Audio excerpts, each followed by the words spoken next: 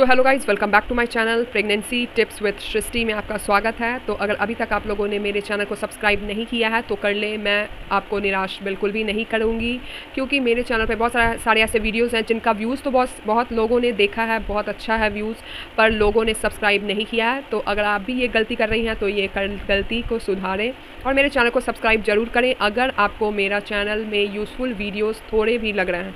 मैं छोटे छोटे टॉपिक को कवर अप करती हूँ, क्योंकि बहुत सारे ऐसे बड़े बड़े चैनल्स हैं जिसमें छोटे छोटे टॉपिक कवर्स नहीं किए जाते हैं। तो मैं कोशिश करती हूँ कि एक छोटे छोटे भी टॉपिक जो हमारे दिमाग में सवाल बनकर रहते हैं वो आपको ईजिली मिल सके उसका जवाब।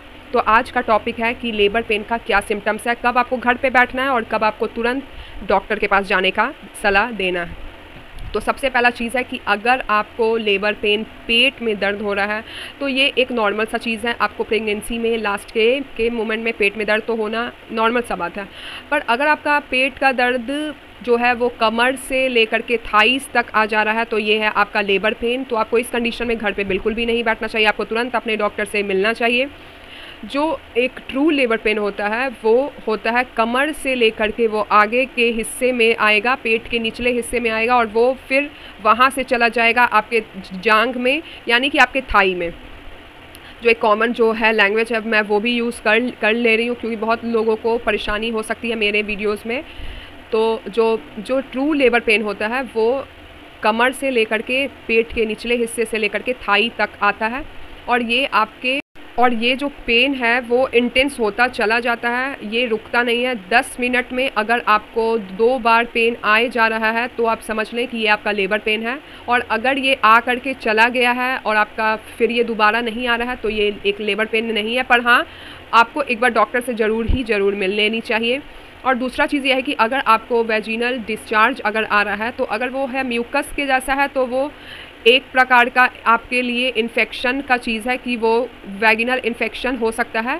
और म्यूकस डिस्चार्ज जो है वो बेबी तक जो है वो इन्फेक्शन ना पहुंचने का बहुत ही अच्छा एक सोर्स है कि वैगिनल डिस्चार्ज होने का मतलब एक नॉर्मल भी चीज़ है।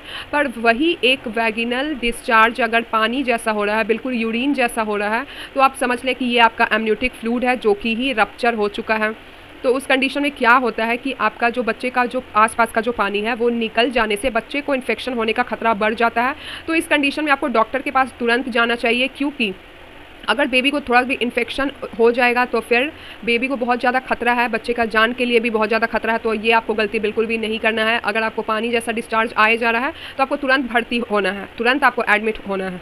और तीसरा चीज़ ये है कि आपको अगर थोड़ा भी आपको रेड कलर का डिस्चार्ज आ रहा है तो आपको तुरंत अपने डॉक्टर से ही मिलना चाहिए। डॉक्टर आपको कुछ अल्ट्रासाउंड करेंगी। आपका बेबी का जो है वो मूवमेंट बहुत ही अहम रोल अदा करता है। जी हाँ, अगर आपका बेबी 1 घंटे में 2-3 बार अगर मूवमेंट नहीं कर रहा है तो ये भी आपका खतरा है, क्योंकि अगर आप कुछ भी डिनर करते हैं, लंच करती हैं, तो अगर आपका बेबी 1 घंटे में अगर आप डिनर करती हैं या फिर लंच करती हैं, अगर आपका बेबी 1 घंटे में 2 से 3 बार मूवमेंट नहीं कर रहा है तो ये हो सकता है खतरनाक। आपको तुरंत अपने डॉक्टर से ही मिलना चाहिए, क्योंकि बेबी का मूवमेंट बहुत ही अहम रोल अदा करता है। मेरे चैनल पे ये भी वीडियो है जिसमें मैंने बताया है कि बेबी का जो है मूवमेंट है वो कब से शुरू होता है और कब बेबी का जो मूवमेंट है वो बिल्कुल कम हो जाता है, और कब आपके बेबी का मूवमेंट अगर कम हो गया या फिर आपका बेबी का मूवमेंट नहीं हो रहा है तो आपको क्या करना चाहिए जिससे आपका बेबी का मूवमेंट फिर से हो जाए। तो अगर अभी तक आप लोगों ने वो चैनल पे मेरे वीडियो नहीं देखा तो आप जा करके तुरंत देख लें।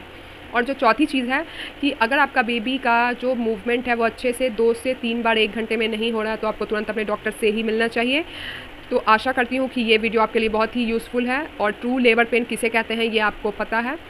ये चैनल मेरा प्रेगनेंसी टिप्स के लिए है। तो अगर अभी तक आप लोगों ने मेरे चैनल को सब्सक्राइब नहीं किया तो आप तुरंत जा करके कर लें, यह आपका यूज़फुल हो सकता है।